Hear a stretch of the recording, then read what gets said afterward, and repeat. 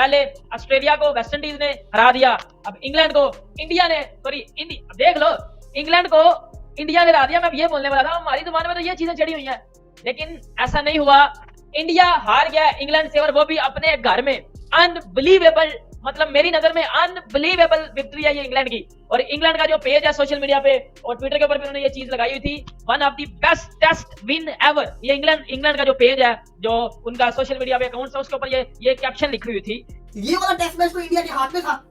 इतनी strong India test match के अंदर हुई थी। फिर वो सही कहते हैं ना, टेस्ट क्रिकेट में हर दिन आप जीरो से शुरू होते हो, हर दिन आपको गेम चेंज करता है। कल तक किसी को लगता नहीं था ये इंग्लैंड टेस्ट मैच जीत सकती है, और आज इंग्लैंड जीत गई। बल्कि 231 पे जब था तब भी लग रहा था कि इंडिया चेस कर जाएगा। वही हुआ, स्पिन विकेट बना के इंडिया पे उल्टी स्पिन विकेट बनेगी, जैसे कि बीजीडी ट्रॉफी के एक टेस्ट मैच के अंदर ऐसे ही हुआ था। अगर सिराज एंड पे एज ए प्रॉपर बैट्समैन खेल रहा है, अगर अश्विन भारत प्रॉपर, चलो भरत को तो बहुत ही खौफनाक पिच ऑफ डिलीवरी पड़ गई, मान ली। अश्विन क्या बार अंडे लेने निकला था? अबे यार तू खेल रहा है, खेलता रहा। बुमराह का हमने देखा है, शामी के साथ भी कई दफा उसने पार्टनरशिपें लगाई हैं। अच्छी भली 57 रन की एक कमाल की सबसे बड़ी बात से जो है वो जडेजा और साथ में जो है वो आए थे अक्षर पटेल। अभी जो इंडिया को काफी सारी जो लीड हासिल थी, हमने ही ऐसा ये लग रहा था कि कल जो है अभी आज का जो है एक सेशन ये दोनों खेलेंगे, लेकिन वो जो है मिलके 15 रन टोटल जो बना पाए। उसके बाद जब इंग्लैंड की बैटिंग आई, इंग्लैंड के स्टार्ट में विकेटें तो हुई, लेकिन ओली पॉप अकेला वो बंदा खड़ा रहा और अकेले उसने कमाल की बैटिंग किया, 196 रन। थोड़ा बदकिस्मत रहा कि वो जो डबल सेंचुरी अपनी मुकम्मल नहीं कर पाया, दूसरी डबल सेंचुरी, लेकिन उसने जो 196 रन की एक बड़ी कमाल की इनिंग्स खेली उसने। और यकीन माने इस मैच को इंडिया से अगर किसी बंदे ने छीना है ना, वो ओली पॉप है। इंडिया 2013 से अभी तक पहले सिर्फ 3 टेस्ट मैच हारा हुआ था, जिसमें 2 इंग्लैंड ऑस्ट्रेलिया ने हराए थे और 1 मैच हराया था इंग्लैंड ने। लेकिन अब इंडिया 4 हार चुका है, 2 इंग्लैंड ने हराए हैं और 2। देखो आप टेस्ट मैच किधर हारे हो। अब मैं इधर बैठ के ये बातें करना शुरू कर दूं कि जी स्किल वाइज मसले हैं, ये मसले हैं, ये मसले तो नहीं ना। अब वर्ल्ड की बेस्ट साइड हो, अब आपके मसले हैं किधर? देखो मैं बड़ा ना क्रिकेट का ऑनेस्ट फैन हूं, मैं सीधी बात करूंगा। अब अगर इंडिया की जीत में मैं बात करता हूं तो इंडिया की हार भी मुझे पता है ना, मैंने करनी है बात। अब मैं बताता हूं आप हारे किधर हो। देखो टेस्ट क्रिकेट में कल मैंने बात की थी, मैंने बोला था अगर ये टारगेट 200 से ऊपर चला गया मसला हो जाएगा। अगर ये टारगेट 200 से ऊपर चला गया तो मसला हो जाएगा। इस टारगेट को 200 से कम रखना है। 200 से ऊपर जब ये जाएगा तब मसला शुरू हो जाएगा। मसला वही हुआ, ओली पॉप आउटस्टैंडिंग उस बंदे ने बैटिंग किया। आप मेरी बात गौर से सुनिएगा। देखिए आप इंडिया बहुत बुरी तरह से फंस गया। इंडिया टेस्ट मैच को आज हारा 28 रन से, सिराज को आखिरी स्टंप कर लिया, टॉम हार्टली 7 विकेट ले ली, लेकिन इंडिया फंस बहुत बुरा गया। अब इंडिया टर्निंग ट्रैक नहीं बना सकता, क्योंकि इंडिया के पास जो एडवांटेज था कि इंडिया के पास स्पिनर्स अच्छे हैं। इंग्लैंड के जो स्पिनर्स हैं वो भी बड़े खतरनाक हो गए हैं।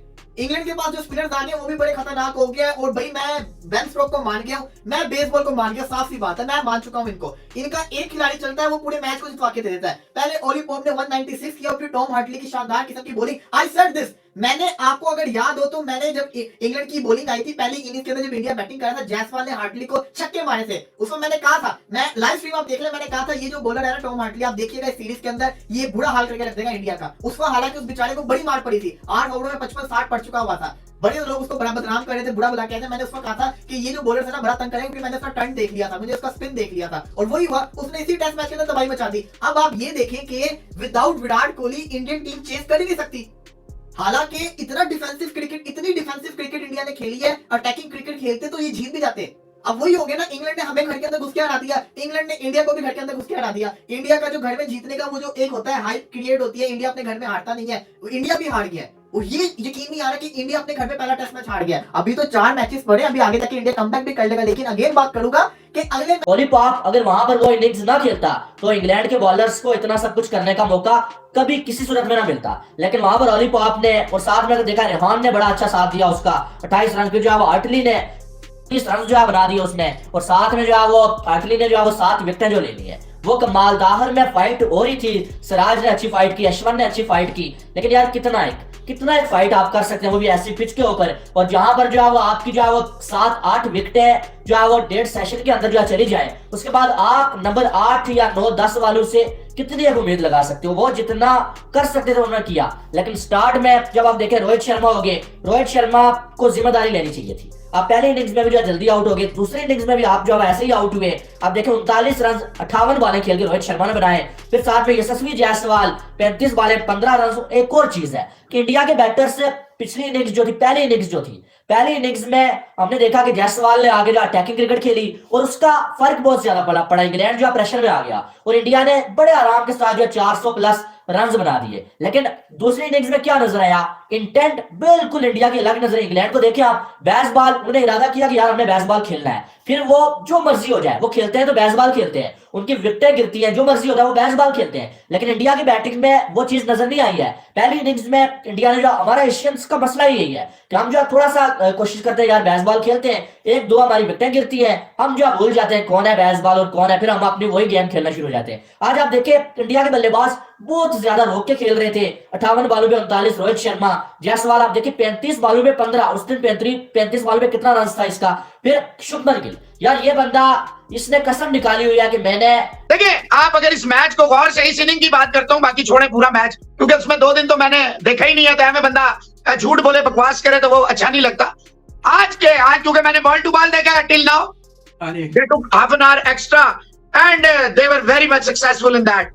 इनका कॉल जो है आप देखें, ये कहते हैं तुम पाकिस्तानी अपना उसको देखो, आप सुपेरिटी उसमें रहते हैं, आप सुनते, आपके लोग व्यूज का चक्कर होगा, हमारे यूट्यूबर हो या कोई और होगा, व्यूज का चक्कर, भाई हमें व्यूज का चक्कर की जरूरत नहीं है, हमें सीधी बात करनी होती है। मैंने आपसे कहा था टेस्ट मैच शुरू होते ही, Rizwan it won't be easy, कोई 70 दे रहा है, कोई 30 दे रहा है, कोई 60 दे रहा है, मैं कहता है टफ मैच होगा। और 190 रन की लीड के बाद पहली दफा इंडिया की हिस्ट्री, इतिहास में इंडिया के, हैदराबाद में भी पहली दफा आ रहे हैं। इंडियन टेस्ट क्रिकेट जब से इंडिया खेल रहा है, यानी कि कोई 70 प्लस ईयर्स के बाद फर्स्ट टाइम हुआ है कि 100 प्लस की लीड लेने के बावजूद इंडिया ये टेस्ट मैच, ये अगर आप कहें ओली पोपे जीत गया और हार्टले जीत गया, तो ये 2 बंदे थे और 2 बंदों ने हिंदुस्तान से ये मैच छीन लिया। लेकिन after saying that 42 for no loss, Rizwan साहब you are chasing a modest, चले जी, grand total of 231, you have 42 runs on the board, first and then second, 63 पे थर्ड, उसके बाद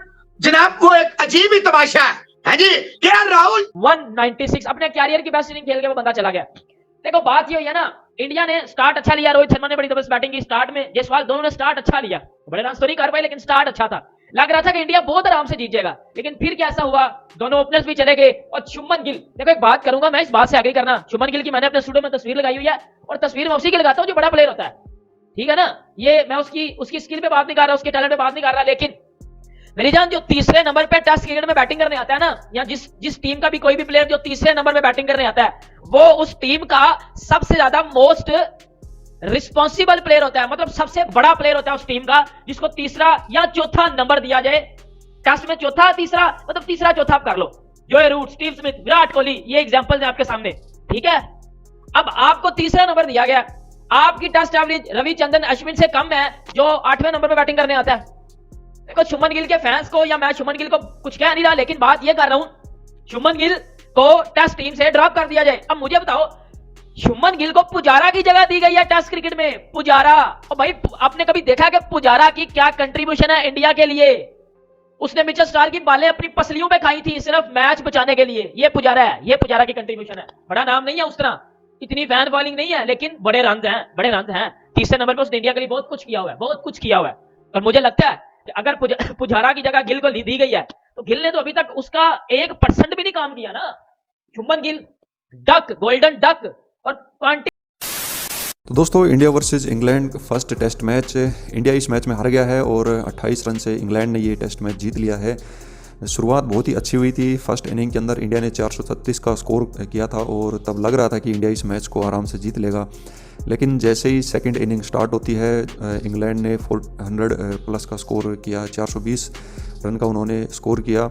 और फिर उसके बाद जो इंडिया की जब बैटिंग आई तो टॉप ऑर्डर से ही वहाँ से रन बनने जो है वो स्टार्ट नहीं हुए। तो रोहित शर्मा जो कैप्टन थे उन्होंने 39 रन का स्कोर किया। तो उसके बाद से किसी भी जो बैट्समैन ने 30 रन का भी स्कोर टच नहीं किया और पूरी जो है बैटिंग ऑर्डर वो फ्लॉप रहा इंडिया का और किसी ने भी कोई खास रन नहीं बनाया। इंग्लैंड की बात करें तो जो भाई ओली पॉप है उन्होंने 196 रन 196 का स्कोर किया है। बहुत ही अच्छी पारी उन्होंने खेली और अपने करियर का एक अच्छा उन्होंने स्कोर बनाया है। इंग्लैंड की जो बॉलिंग की तारीफ़ की जाए, क्योंकि टॉम हार्टले जो स्पिनर है बहुत ही शानदार बॉलिंग की है, 7 विकेट लिए हैं उन्होंने।